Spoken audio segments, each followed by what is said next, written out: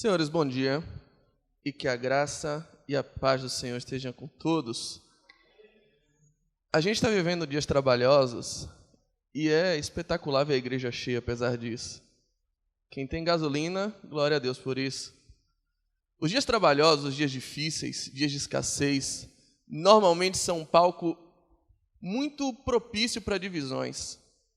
É muito comum acontecer divisões no momento em que o cerco está apertando. Num dos momentos mais difíceis da história do povo de Deus, houve uma grande divisão. Um reino que era único, o reino do povo de Deus, virou dois povos, se dividiu em dois reinos. O reino do norte, composto por 10 tribos, e o reino do sul, composto por 2 tribos. O reino do norte passou a se chamar Israel, o reino do sul passou a se chamar Judá. Esse cenário ele reflete muito do que está acontecendo hoje. No período de dificuldade, no período de escassez, num período de dias trabalhosos, muita gente vira Israel. E o nome Israel quer dizer aquele que luta com Deus. Tem muita gente que se acomoda em reclamar com Deus, em lutar, em não aceitar, em dizer eu rejeito, em dizer está repreendido, diante de um juízo que Deus mesmo deu para você. Jó, quando perde os seus filhos e ouve reclamação de sua esposa, dizia para ela, a gente vai receber de Deus o bem, não também o mal. Ele é soberano, ele sabe todas as coisas. Mas muita gente não aceita. Muita gente, e aí eu não estou falando no contexto político, não estou falando da militância, isso não é uma posição política. Isso é uma posição espiritual. Muita gente chega perante Deus e deixa a fé esmorecer, questionando e reclamando e murmurando e lamentando. Esse é o reino do norte. Mas tem outro povo que é semelhante ao reino do sul.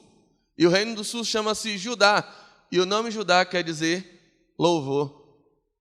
Tem muita gente que, apesar da luta, apesar da dificuldade, assim como Jó diz, eu sei que meu Redentor vive e que por fim virá sobre a terra. Graças a Deus que hoje, aliás, a primeira 1 hora desse culto, você deu uma demonstração de quem é você e de qual é a sua escolha. Você escolheu louvar, você escolheu a melhor parte. Queria ler um texto da palavra que fala um pouco de um cenário bem parecido com o que a gente está vivendo. Está lá em 2 Reis, no capítulo 6. Segundo livro dos Reis, capítulo 6. Vamos ler alguns versos a partir do 24. 2 Reis 6, 24. Diz assim a palavra. Sucedeu que depois disso, que Ben-Hadad, rei da Síria, em algumas bíblias está rei dos arameus, rei de Arã, era uma região da Síria, ajuntou todo o seu exército e subiu e cercou Samaria. E houve grande fome em Samaria, porque eis que cercaram, até que se vendeu uma cabeça de jumento por 80 peças de prata e a 4ª parte de um cabo de esterco de pombas por 5 peças de prata. E sucedeu que, passando o rei pelo muro, uma mulher lhe bradou, dizendo, acode-me, ó rei, meu senhor. Ele lhe disse, se o Senhor não te acode, de onde te acudirei eu? Da eira ou do lagar? Disse-lhe mais o rei, o que você tem? E ela disse, essa mulher me disse, me dá cá o teu filho para que hoje comamos, e amanhã comeremos o meu filho. Cozemos, pois, o meu filho, e comemos. Mas dizendo-lhe eu outro dia, dá cá o teu filho para que o comamos, esta esconde o seu filho. E sucedeu que, ouvindo o rei as palavras dessa mulher, rasgou suas vestes, ia passando pelo muro, e o povo viu que o rei trazia cilício, ou pano de saco, por dentro, sobre sua carne. Vamos pular alguns versos, já para o capítulo 7, no verso 3. Capítulo 7, verso 3. Só virar a folha.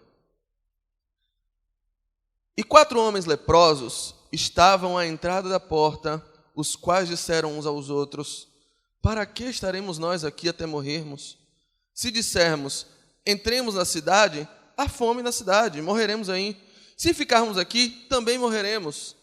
Vamos nós, pois, agora então, e passemos para o arraial dos sírios. Se nos deixarem viver, viveremos. E se nos matarem, tão somente morreremos.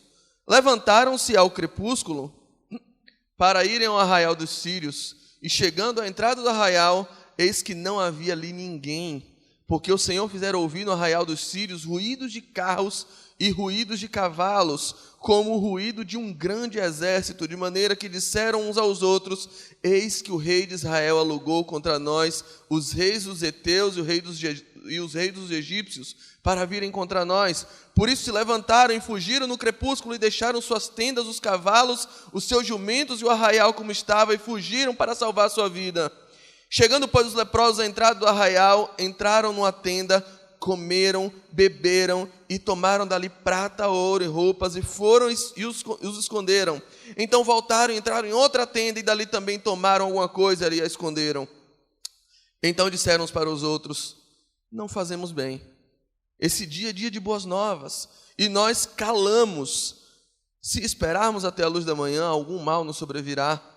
Por isso, agora vamos e o anunciaremos à casa do rei. Vieram, pois, e bradaram aos porteiros da cidade, e lhes anunciaram, dizendo: fomos ao arraial dos sírios, e eis que lá não havia ninguém, nem voz de homem, porém só cavalos atados, jumentos atados, e as tendas como estavam. E chamaram os porteiros e o anunciaram dentro da casa do rei. Que o Senhor nos abençoe. Como a gente estava falando, os dias atuais, de 3, 4 dias para cá, são dias de agonia. A gente está vendo as notícias e acompanhando na vizinhança o momento de escassez completa de combustível, e aí vai compensando, vai um efeito cascata indo para os alimentos, e indo para os medicamentos, e indo para as necessidades mais básicas da gente de todos os dias, e uma onda de desespero toma conta porque há escassez. No período de escassez é um período muito frutífero, muito pródigo para desespero. E quando surge o desespero, as coisas que antes não tinham tanto valor começam a ser supervalorizadas. A saca de batata que custava 100, hoje custa 300. O botijão de gás hoje custa R$100 em alguns lugares. Os preços vão subindo e você começa a dar valor àquilo que antes não tinha nenhum valor. Você começa a olhar para coisas que você antes tinha e era consenso que eram desprezíveis, e começa: isso não é tão ruim assim. Dada a necessidade, vamos adotar isso aí. É como ir para o supermercado com fome.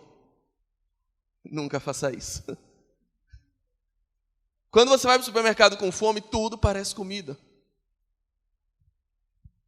Para quem minha cunhada costuma dizer que para quem tem um martelo na mão, tudo vira prego. Então, dada a sua necessidade, você começa a relativizar alguns conceitos, sobretudo para a sua satisfação. Em Israel, a capital de Israel era Samaria, no Reino do Norte. Havia um cerco fechado. Os sírios, liderados por um rei, um líder chamado Ben-Hadad, o cara era um enxadrista da guerra. Ele pensou: eu não vou atacar os israelitas. Eu não vou para cima deles, porque eu sei que eles têm um exército numeroso. E porque eu sei que o Deus de Israel fala no meio deles. A Síria vinha de uma derrota muito, muito humilhante para Israel, justamente porque Deus falava por meio do profeta Eliseu e revelava tudo o que eles conversavam no leito de dormir. A Bíblia fala que aquilo que o rei manifestava no leito de dormir, o Senhor revelava a Eliseu. Ele pensou: eu não vou bater de frente com esse povo. Eu vou dar um checkmate. Ele cercou todas as fronteiras de Israel, cercou as fontes das águas e quebrou completamente a possibilidade de sair ou de entrar alimento. Ele pensou: vamos ver quanto tempo eles esperam. E a Bíblia fala que por conta desse cerco, por conta desse checkmate que ele deu ali, houve grande fome dentro de Israel. Chegou um momento em que uma cabeça de jumento valia o olho da cara. Para comer. As pessoas compravam cabeça de jumento para comer. E ao ponto que as pessoas pagavam caro para comer esterco, estrume de pombo. Espiritualmente, é o contexto que eu queria abordar hoje. Israel vivia um estado de sítio físico. Estava num período de ameaça, num período de cerco, num período de guerra declarada, porém não instaurada. E aquilo gerou uma situação de calamidade pública. Tem muita gente hoje que vive num estado de sítio espiritual. O estado de sítio espiritual se caracteriza pela falta completa de alimento vivo na sua vida. E por conta disso, e o Brasil hoje sofre um estado de sítio espiritual, aquilo que todo mundo sabe que não tem valor em situações normais, começa a valer muito dinheiro. É comum hoje qualquer alguém, famoso, que tenha mais de 10 mil seguidores no Instagram, declara que é evangélico. 30, 60, 90 dias depois, esse mesmo alguém é um pastor. Porque nós estamos empolgados em consumir aquilo que é um alimento diferente. No momento de escassez espiritual, você dá qualquer dinheiro, você dá a sua vida, você começa a olhar para as coisas que antes não tinham valor de uma forma diferente. Eu não estou falando que as conversões das pessoas famosas não são legítimas, mas a gente precisa verificar direitinho que tipo de alimento a gente está consumindo. Que tipo de alimento a gente tem levado para a nossa casa. Que tipo de alimento tem matado a nossa fome só porque as coisas estão difíceis, só porque a crise chegou, só porque o momento financeiro do Brasil não é tão bom, não quer dizer que você tem que olhar para qualquer coisa e dizer, eis aqui o meu Deus. Naquele dia, uma cabeça de jumento valia 80 peças de prata. Só para você lembrar, um escravo valia 30. A cabeça de um jumento valia quase 3 escravos. Diante dessa situação, a situação vai se agravando porque uma mulher combina com a outra. Vamos fazer o seguinte, a gente está morrendo de fome. Vamos negociar as vidas dos nossos filhos. A única escapatória é, hoje a gente come o seu filho, a gente cozinha ele e come para matar a nossa fome, e amanhã a gente cozinha o meu. E ela, tá bom, excelente ideia. É melhor isso do que morrer. As vidas começam a ser negociadas. Aquilo que o Senhor tem gerado começa a perder o valor. A vida das outras pessoas deixa de ser tão importante, ainda que seja da sua família. Afinal, você precisa viver. E aí o rei ouve aquele relato de uma mulher desesperada. Rei, me acuda. Faça alguma coisa por mim. Ele, o que é que eu vou fazer? O que é que houve com você? Não, ontem a gente comeu meu filho, porque a gente estava com fome. Hoje era para comer o filho dela, ela não quer aceitar. E o rei diz, eu não tenho nada para te dar. Da eira ou do lagar? Está tudo vazio. Nenhum posto tem combustível mais. Eu não tenho como te acudir. E aí o rei começa a se humilhar e levanta uma ameaça contra o profeta. Olha, assim me faça um Senhor juízo muito forte, se amanhã a essa hora o profeta estiver com a cabeça sobre os seus ombros. A queixa dele vai contra aquilo que é profético. A queixa dele vai contra o homem de Deus. Nesse contexto, sem ter culpa nenhuma, sem estar envolvido na briga política, sem estar ciente dos artifícios da guerra, tem 4 leprosos, isolados, na fronteira ali da cidade, sentados e um conversando com o outro. O que a gente vai fazer? A gente vai morrer de fome como todo mundo. E esses leprosos, eles nos dão algumas lições muito legais, porque a atitude deles foi o seguinte, olha, a gente está aqui, a gente vai morrer. Se a gente voltar para a cidade, a gente morre também com fome. Vamos fazer o seguinte, vamos lá no arraial dos sírios, eles estão cercando lá o povo, vamos lá tentar alguma coisa. Se eles deixarem a gente viver, vai ser misericórdia. Se eles quiserem matar, a gente vai morrer de qualquer jeito. Mas é certo que a gente está com fome, a gente precisa comer. Levantaram e foram, quando chegaram lá, encontraram tudo vazio. Vazio de gente, mas cheio de alimentos, cheio de bens, cheio de jumentos, cheio de cavalos. Porque enquanto eles iam, a Bíblia fala que os sírios ouviram um grande barulho, um alvoroço lá, e eles, rapaz, tem gente chegando, tem um exército numeroso perseguindo a gente, vamos embora. Vamos embora porque eu não vou ficar aqui para apanhar desses homens. Israel se juntou contra os povos e vieram contra nós. Quando eles chegaram lá, comeram, se fartaram, até que um disse, peraí, calma. A gente tem que dividir com os outros, não é certo o que a gente está fazendo. Não é certo só a gente estar alimentado quando tem gente morrendo em Israel. Vamos lá e vamos anunciar para eles a boa nova. Existem 3 posturas deles que eu queria destacar e que são fundamentais para a sobrevivência num estado de sítio espiritual. Perceba o primeiro estágio deles. Eles estavam parados nas portas de Jerusalém. Estavam lá sentados, com fome, esperando a morte chegar. O primeiro grande desafio que a gente precisa vencer para sair de um estado de sítio espiritual, de um cerco onde a morte é a próxima consequência, dentre tantas coisas ruins que tem acontecido conosco, é vencer o comodismo.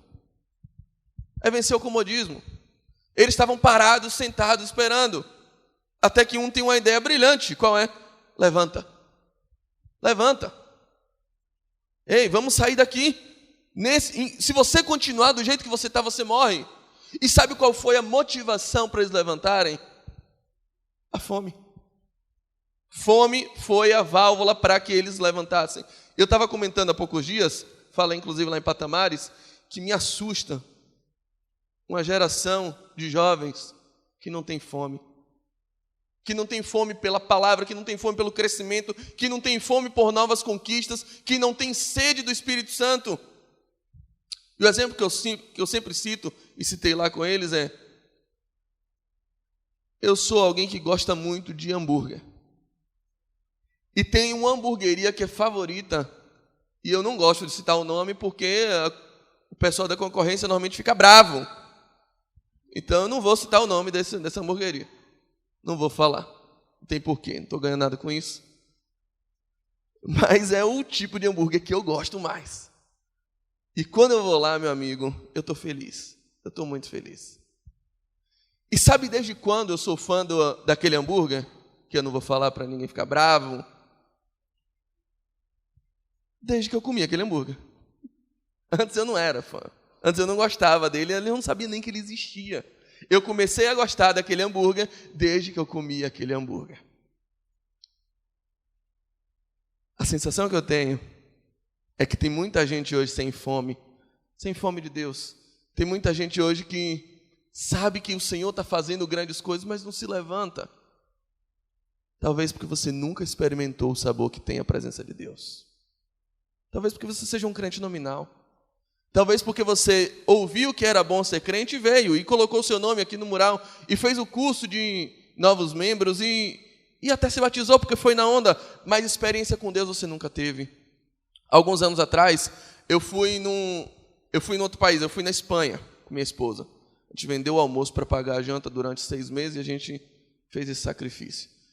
Chegando lá, eu encontrei um taxista que me chamou muita atenção.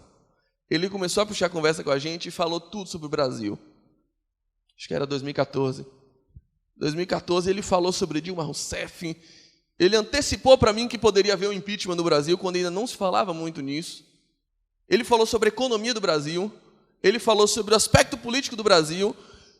E é curioso, porque na Espanha, tudo que eles sabem sobre o Brasil é que a nossa capital é Buenos Aires. Fora isso, não sabe mais nada. E o camarada sabia muito.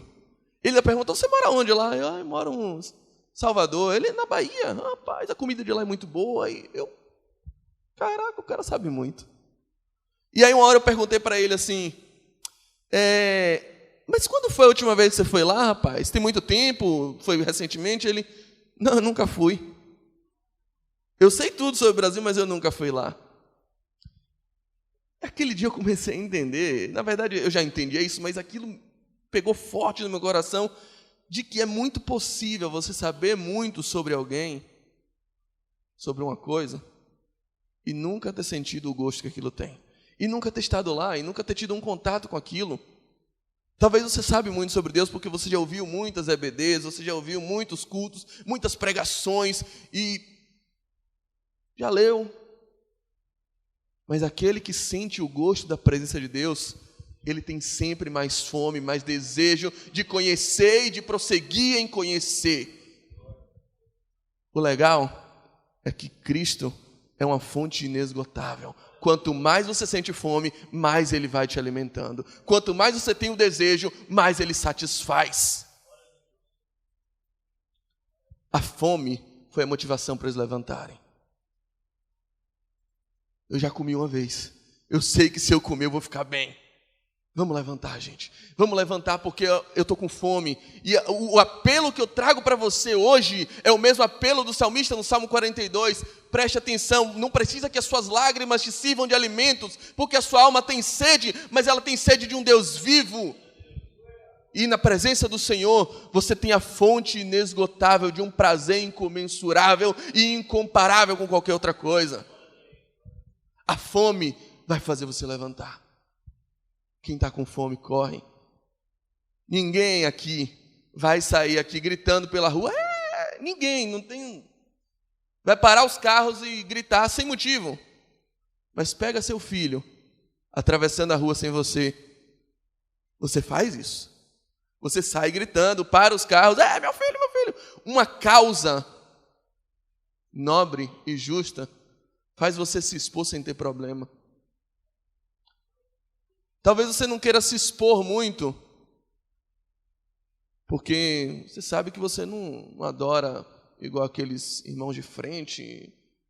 Então, muitos não levantam porque não querem se expor, porque não se veem como um crente igual aos outros, igual ao pastor Diogo, igual a Tiago. Eu não me vejo dessa forma. Isso é porque você ainda não entendeu o tamanho da causa que está em jogo. É a sua saúde espiritual. É a sua vida. É a possibilidade de você não morrer de fome, sabendo que Cristo é o pão da vida revelado e descido no meio de nós e espalhado no meio da sua igreja. Levanta. A ordem do Senhor hoje é: levanta. Não espera que alguém faça isso. Eu vou te dizer, Cristo não abençoa ninguém por pena. Cristo não abençoa ninguém por pena. Você sentado aí esperando, Senhor vai... Não. E a prova maior disso é de todas as pessoas que Jesus abençoou, a que eu mais sinto pena é um homem chamado Bartimeu. Bartimeu era cego, mendigo, discriminado, só tinha uma capa, ficava na beira do caminho, nem no caminho o cara podia ficar, velho. Esse é um homem para se ter pena. E eu vou te dizer, Jesus não teve pena dele. Quando Jesus passa, ele começa a gritar: filho de Davi, tem misericórdia de mim, filho. As pessoas, cala a boca aí, quieta. Não incomodes o mestre. E aí Jesus para, ouve e fala assim: manda chamar ele aí. Manda chamar, assim, na boa. Tem um cego e tem Jesus. Qual era mais fácil? O cego ir até Jesus ou Jesus ir até o cego? Mas assim, Jesus, ele é cego, você se incomodaria de ir lá, assim, até aqui perto? É que o brother não vê muito bem, sabe? Ele vai se bater até chegar aqui. Não. Os discípulos chegam para dizer assim: tenha bom ânimo, o mestre te chama, levante e venha, porque Jesus tem uma bênção para você. A ordem de Jesus hoje, a primeira ordem que ele traz para você é: levante. Vença o comodismo. Vença aquilo que te prende. O estado de sítio está aí, está estabelecido, você está com fome. É a fome que tem que fazer você se levantar, porque Cristo é o pão vivo que desceu do céu. Ele é alimento, Ele é satisfação, Ele é bênção para você. E Ele é Ele. Esse é o melhor argumento que eu posso te passar. Ele é Ele. Eles levantaram e foram. E só em levantar, eles não precisaram vencer o exército. Deus venceu por eles. Enquanto eles caminhavam, enquanto eles andavam, enquanto eles se motivavam pela fome de comer, de ter alguma coisa e de não morrer, pela vontade de não morrer, enquanto eles caminhavam como 4 leprosos, indefesos e incapazes de atacar quem quer que fosse, a Bíblia fala que o exército inimigo ouviu um exército muito numeroso e muito maior do que eles caminhando em sua direção. Eles acharam: é o exército dos egípcios, é o exército dos heteus, é o exército de Israel, mas na verdade eles se enganaram, porque era o exército do Deus vivo de Israel que pelejava em favor do seu povo. Era o exército de Deus. Enquanto eles tomavam a atitude de levantar, Deus tomava uma atitude muito mais poderosa de trazer vitória para eles. Eles só precisaram levantar, porque a luta era do Senhor. Era do Senhor. O Senhor expulsou aqueles inimigos só pelo medo, porque havia um numeroso exército. E quando eles chegaram lá, meu amigo, parecia aquela hamburgueria de graça. Aquela que eu falei. Comida para um povo que estava há muitos dias com fome. Para um povo que vivia em período de escassez, o gado estava morrendo, e eles encontraram ali jumentos amarrados. Eles encontraram tendas, eles que estavam isolados há muito tempo num leprosário, à beira da sociedade. É tenda, é comida, é bem, é despojos, é ouro, é jumento, é cavalo, é tudo. Eles se jogaram naquilo. E entra numa tenda e come, entra na outra e come mais ainda, e se fartam, e se gloriam, e o ventre, a pança está cheia, agora vamos na outra. Até que alguém se levanta e diz o seguinte, no versículo 9 do capítulo 7, disseram uns para os outros, não fazemos bem, esse dia é dia de boas novas, e nós nos calamos. Sabe qual é um outro grande problema que te impede de sair de um estado de sítio espiritual? Egoísmo. Egoísmo. A gente está hoje envolvido numa onda de hedonismo, num culto ao prazer, em que as pessoas estão somente preocupadas em ser felizes. Não tem nenhum problema nisso, a não ser que isso custe tudo que é mais importante para você. Eu sou advogado e constantemente eu estou atendendo casais em conflito. E é impressionante porque invariavelmente os motivos que têm sido apresentados para divorciar, porque o advogado ele tem a função ética, além disso eu tenho uma função perante Deus, de tentar conciliar as partes em todo instante, ainda que isso custe meus honorários. E a primeira coisa que eu falo, espera aí, vamos pensar direito. Por que você está divorciando? É impressionante, porque é sempre a mesma resposta. Eu quero ser feliz. Eu quero ser feliz. Eu não estou feliz, eu quero ser feliz. Porque a mentalidade de hoje é, num casamento, eu caso porque alguém vai ter que me fazer feliz. As pessoas casam e se divorciam pelo mesmíssimo motivo. Casa para ser feliz, separa para ser feliz. Porque a sua felicidade é a perseguição fundamental e final de toda a sua saga de vida. Em todo e qualquer empreendimento você vai pensando em ser feliz. O casamento não é isso. O casamento é a comunhão de duas pessoas integralmente satisfeitas nele, em Cristo, completamente felizes, com o objetivo de fazer alguém tão feliz quanto Cristo já me fez. Não tem como esse casamento dar errado. Não tem como. Mas a mentalidade hoje é eu. Eu queria mostrar uma coisa para vocês. O livro de Gênesis, ele fala sobre a criação. Beleza. No capítulo 5,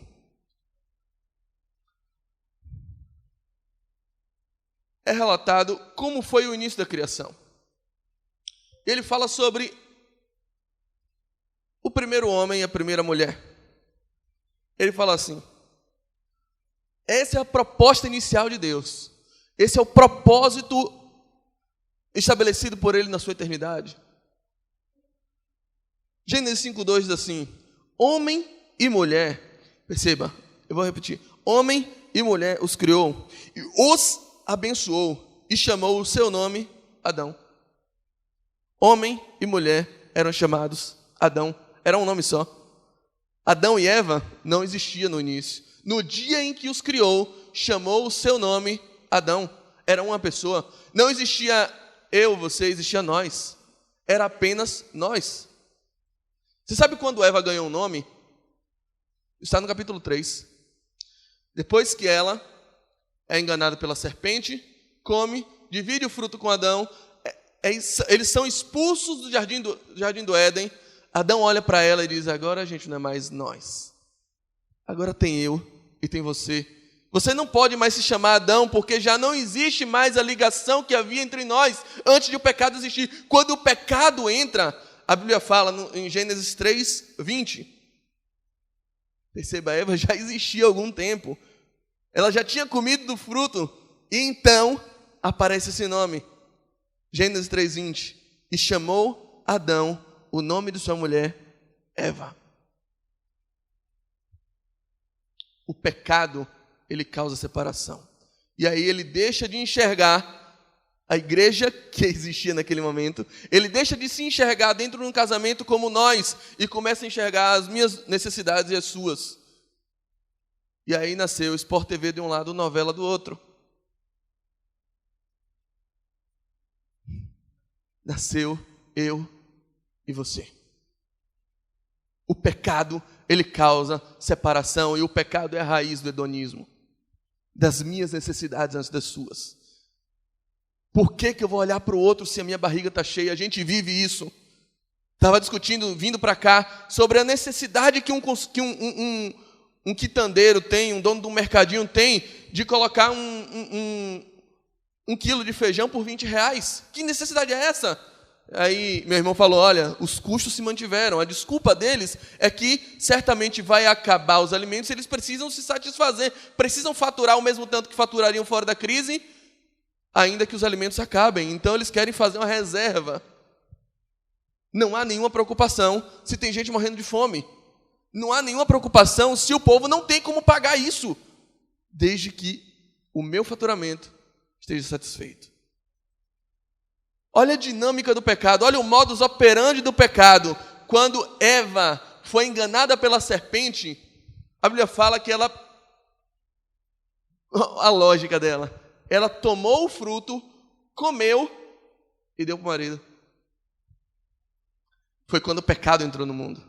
O pecado entrou no mundo dessa forma. Alguém chega, come, e depois pergunta, quer? Você quer também? Dá a maçã mordida, não era a maçã, mas dá o fruto mordido para alguém, depois de eu me satisfazer.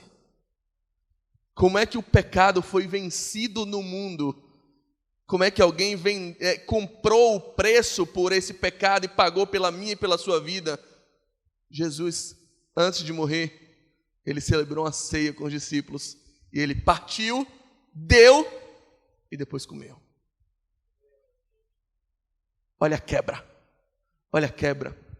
O pecado vai ser extirpado e o estado de sítio vai ser acabado no nosso meio quando o egoísmo ser rachado pelo poder do sangue de Jesus e o corpo de Cristo for instaurado dentro do nosso coração, e você parar de achar que só vale a sua necessidade, e você parar de ver no hedonismo, você parar de dizer eu e dizer nós. Há um corpo aqui. Você não está sozinho. Você não está sozinho. O egoísmo tem sido a chave de quebra de alianças, de quebra de igrejas, de rachamento de relacionamentos. Casamentos estão terminando porque as pessoas olham e veem apenas eu. Tem uma experiência no capítulo 24 de Lucas, de 2 discípulos no caminho de Emaús, indo para aquela cidade, com os olhos como que fechados para que não enxergassem Jesus. Jesus aparece e fala-lhes a respeito das Escrituras, fala da necessidade deles, o coração deles arde, mas eles não veem Jesus.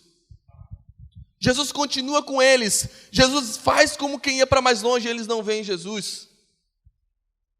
Eles pedem, Jesus entra na nossa casa, fica, não fala Jesus, né, porque não sabia que era Jesus, forasteiro, ei, estrangeiro, fica aqui, não vai embora não. Jesus entra na casa deles e eles não veem Jesus. Mas tem um momento que eles veem Jesus, quando Jesus parte o pão e entrega para eles. Sabe quando é que as pessoas vão ver Jesus em você? Não é com sua boa pregação, não. Não é porque você sabe muito sobre as Escrituras, não é aí que vão ver Jesus em você. Não é porque você entra na casa das pessoas, não é aí que Jesus vai ser visto em você. Não é simplesmente porque você vai na célula. É quando você começar a repartir aquilo que Ele lhe deu com o corpo de Cristo. Aí Jesus vai aparecer. Jesus está aqui. Aí as pessoas vão olhar para você e vão ver a figura dele. É assim que acontece, porque é assim que é. Chegando ali, eles pensaram, não é bom fazermos isso. Mas eu queria te contextualizar quem eram aqueles homens. Eles eram leprosos. A lei de Israel dizia o seguinte: se alguém tiver uma constatação, tiver algum indício de que tem lepra, ela tem que imediatamente se apresentar ao sacerdote.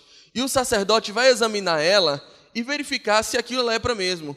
E uma vez constatando a lepra, aquela pessoa sofre expoliação, ela perde todos os seus bens ela perde suas propriedades, ela deixa o contato com sua família e ela é isolada num leprosário.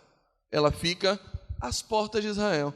Ela não tem direito de estar com as outras pessoas, porque lepra era uma doença absurdamente contagiosa. Tinha um índice de contágio muito forte. E naquela época não tinha cura. Então, deixar um leproso no meio da população era complicadíssimo. Era um passo para uma epidemia. Então, aqueles homens eram isolados. Imagina a história de um deles. Talvez um dono de um mercadinho, talvez alguém casado com 3 filhos, descobre que tem lepra. Sai da sua venda. Não, alguém assume aí, pode ficar tranquilo. Você agora tem que sair. Você tem que sair, você tem que ser expulso. Imagina como era o coração daquele homem. Imagina quantas feridas, quanto rancor, quanta mágoa ele não carregava consigo. 4 leprosos são 4 histórias de segregação, 4 histórias de feridas, 4 pessoas machucadas, e que agora olha para aqueles que machucaram e pensa, quem me viu passar pela prova e não me ajudou. Aqueles que machucaram, eles dependiam deles. Olha aí, Deus colocou eles num palco. A grande barreira que a gente precisa vencer para o estágio do sítio ir embora é o ressentimento. É a mágoa. É o carro ferrado que você deixa no seu coração. E eu queria te dizer que mágoa é uma flecha que você atira no seu próprio coração esperando que doa em outra pessoa.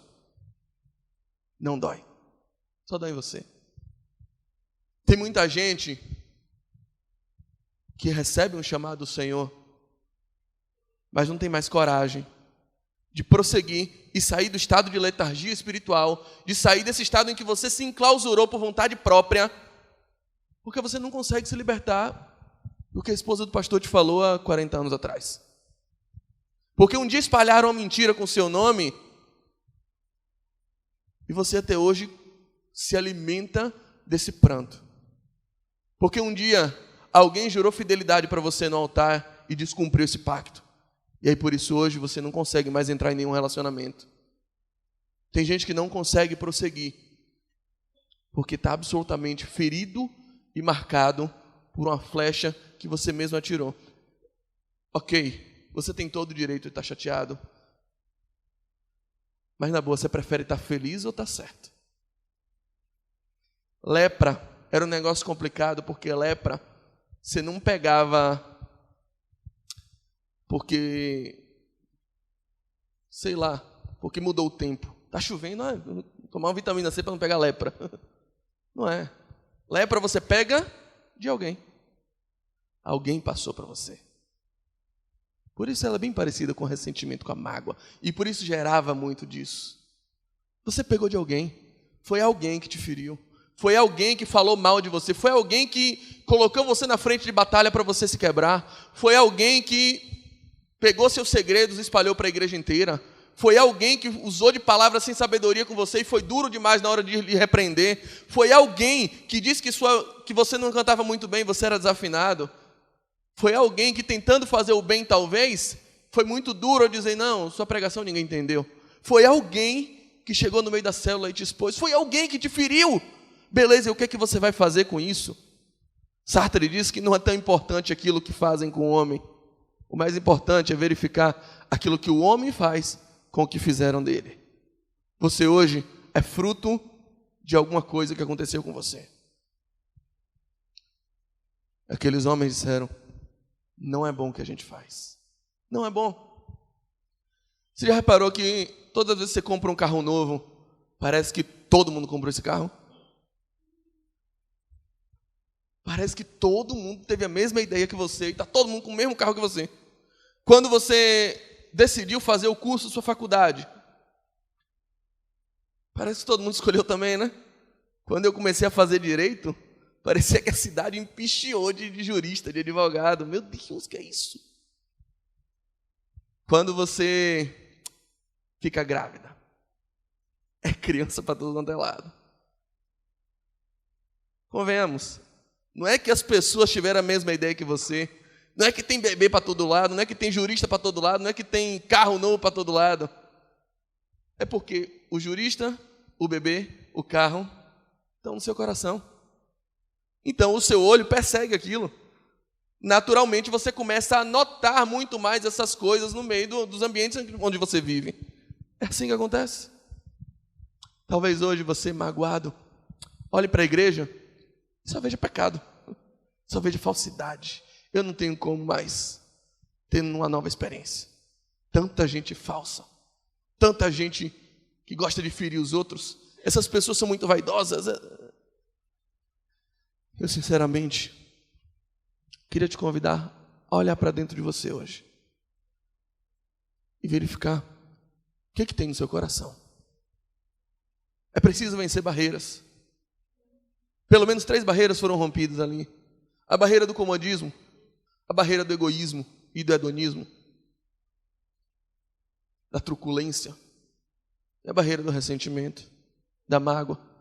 Eles se levantaram e por vencerem aquelas barreiras, o resto o Senhor deu para eles. O Senhor enviou um exército e venceu o inimigo só pelo medo. O Senhor deu provisão, o Senhor alimentou, o Senhor cuidou, o Senhor não deixou ninguém morrer. Mas barreiras precisam ser rompidas. Eu queria que você ficasse de pé.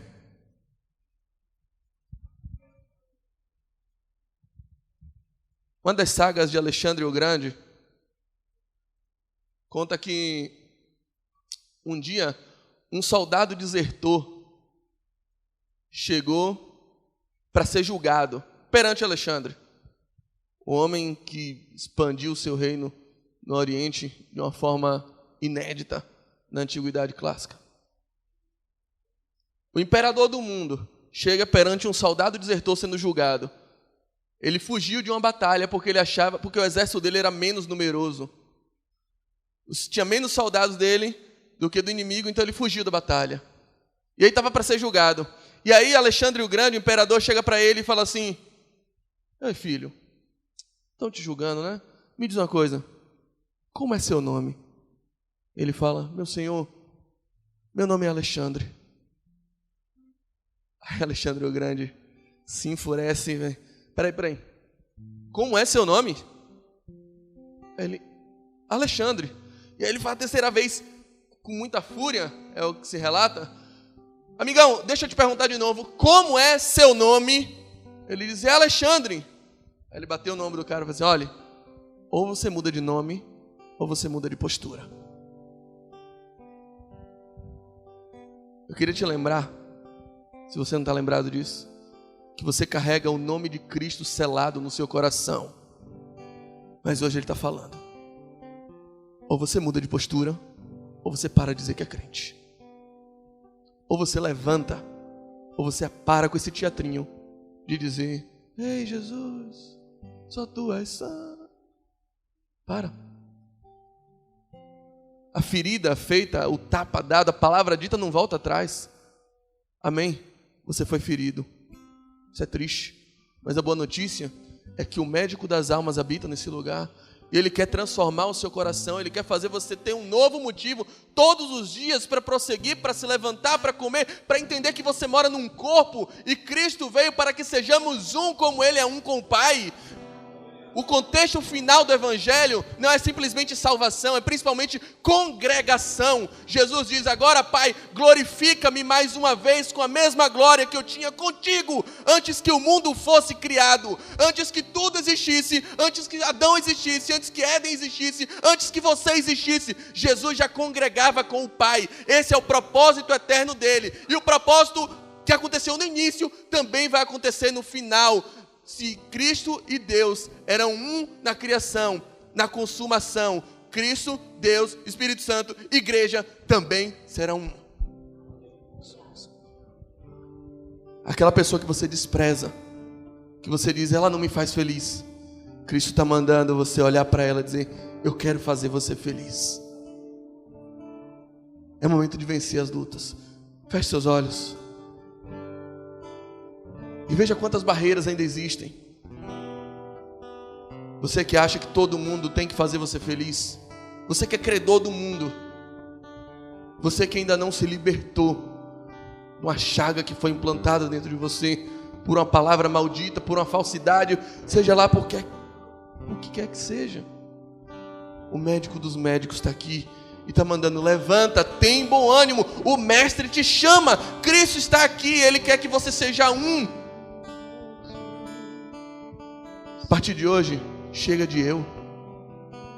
Aprenda a viver o nós. Eu é fruto do pecado, mas nós é fruto da redenção e da salvação, da restituição, do pacto inicial de todas as coisas. É momento de congregar. Levanta. Que hoje acabe o estado de sítio espiritual na sua vida, no seu coração. Que hoje seja um divisor de águas para você, e que a partir de hoje você levante e tome outra postura, ou então muda de nome. Ou muda de nome, ou muda de postura. E eu tenho certeza que aquele que começou a boa obra, Ele vai concluir, vai aperfeiçoar até o dia final. Então você ainda vai sair daqui com o nome de Cristo marcado no seu coração, porque Ele não erra e não se equivoca. Nele não há sombra de variação. Então, só lhe resta ter outra postura. Ele vai ser contigo. Aquele que começou a boa obra, Ele vai aperfeiçoar. Senhor, o Senhor sabe o nosso coração. O Senhor nos conhece. Antes que a palavra nos salte a boca, o Senhor sabe quem nós somos. O Senhor sabe o que vamos dizer. Conhece o nosso deitar, o nosso levantar. E o Senhor sabe o que passa no coração de cada um aqui, quais são as barreiras que precisam ser rompidas para que esse estado de letargia, essa quase morte acabe. Nós estamos inteiramente vulneráveis ao Teu poder. Nós cremos que a palavra de Deus não é band-aid que vem para simplesmente dar um paliativo em uma ferida. A palavra de Deus é espada que nos rasga, que separa juntas e medulas, que separa alma e espírito, mas que a tudo discerne. Mas nós cremos que aquele que fez a ferida também a ligará, também a sarará, e hoje será dia de restauração em nossas almas, porque nós cremos no Teu poder, sabemos a quem servimos e cremos que há um corpo cujo cabeça é Jesus Cristo.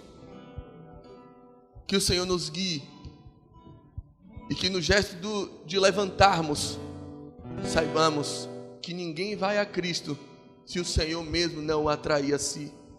Que o Senhor nos atraia, que o Senhor nos levante, que de Ti venha a força para prosseguirmos, porque a alegria do Senhor é a nossa força, cremos nisso. Restaura as feridas, Pai. Restaura aquilo que foi perdido simplesmente porque a mágoa cresceu em nosso coração. Que o Senhor entre nos corações agora e possa estar purificando de toda mágoa, todo ressentimento, de toda barreira que se coloca para que as pessoas distribuam aquilo que receberam de graça. Senhor, não é possível que um pastor não seja pastor porque está magoado. Não é possível que alguém a quem o Senhor capacitou de uma forma maravilhosa para louvar com sua voz, simplesmente retenha esse talento e enterre debaixo da areia, porque um dia alguém falou mal dele. Não é possível, Senhor, não é plausível, não é aceitável que o corpo de Cristo padeça dessas chagas. Nós cremos no poder da cura e cremos que o Senhor está terminando a partir de hoje um estado de sítio espiritual em muitas vidas. Cremos no Teu poder e por isso oramos em nome do Senhor Jesus.